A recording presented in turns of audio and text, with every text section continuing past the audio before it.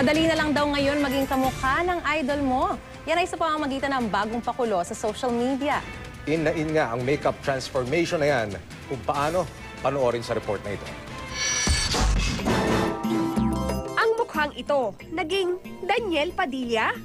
Magmukhang John Lloyd Cruz at Mateo Do, kaya nyo ba? Ang sikreto, sabi lang sa internet ha, #makeup transformation. Pero heto lang talaga yun, to be Daniel, konting gupit at ayos lang ng buhok at presto. Konting ayos lang sa hairstyle at alis ng t-shirt, ayan, John Lloyd na.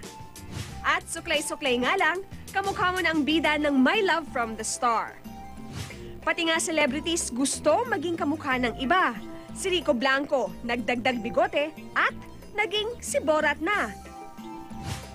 Effortless naman si John Lapus, tinigilan lang ang kaka-smile, smile, smile, jet pangan na. Ang anak ni Tirso Cruz na si Bodhi, make-up at wig lang, hawig na ni Loki. Pero panis siya kay Kuya kahit non-celebrity pa. Blush on at ahit lang, kamukha na ni Thor. Ang mga kapuso artists natin, may ka-look-alike din ba? Kaya raw yan ni ate, make-up at blower, instant heart evangelista na. O di kaya'y Sam Pinto. Ang bigote ni Kuya, swak para maging si Dennis Trillo. Pero ang anak ni Joey De Leon, effortless sa pagiging Ramon Bautista. Si Aling Maliit, naging si Dorang Gala. Sa daming pwedeng gawin ngayon sa internet, ang dream mong maging looking artista, pwede na.